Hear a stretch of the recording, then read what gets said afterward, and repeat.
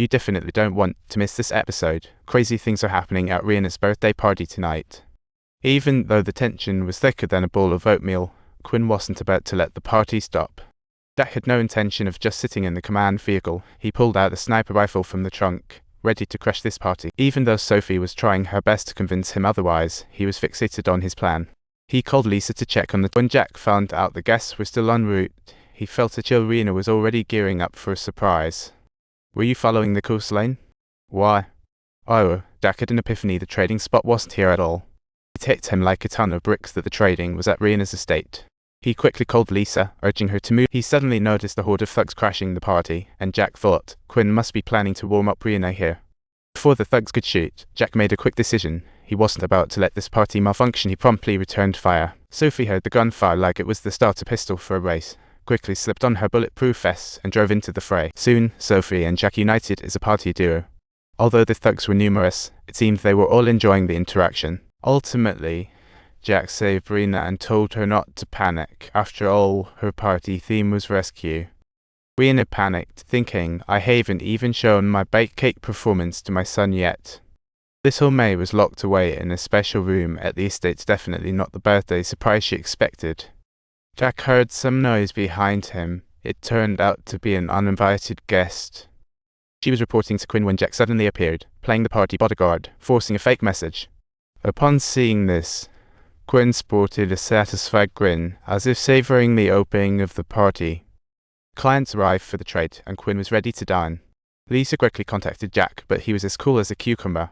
He had already concocted a thoughtful plan to enter the estate while Quinn was blissfully unaware.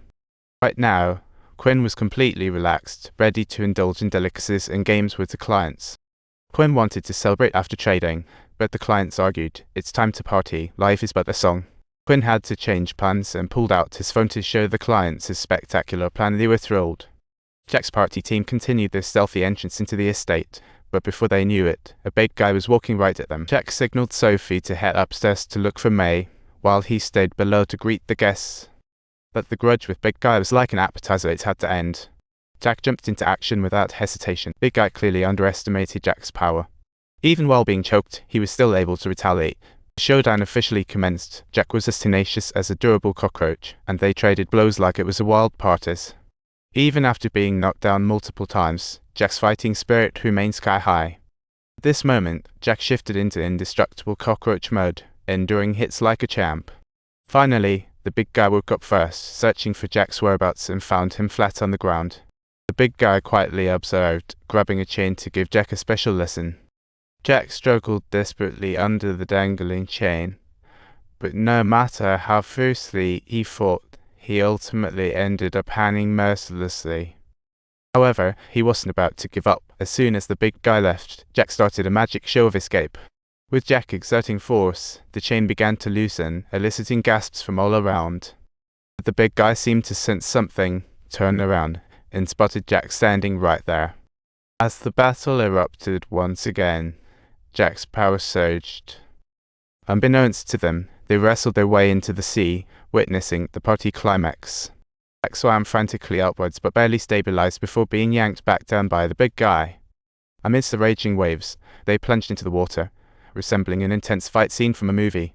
Jack was on the verge of stopping breathing, but he quickly retaliated and struck the big guy's wound. Then he followed up with an incredible kick, sending the big guy down to the ocean's depths. Seeing no hope for the other, Jack swam up, occasionally glancing back. But before he could catch his breath, that indestructible cockroach appeared again behind him.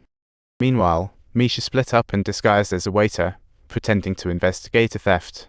When he found Quinn in the hall, he was stopped by a waiter.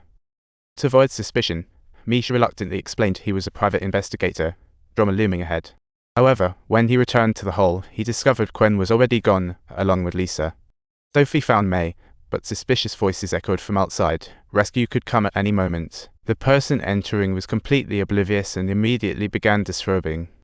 As he took off his pants, Sophie suddenly appeared, forcing him to halt. This shock party was just beginning.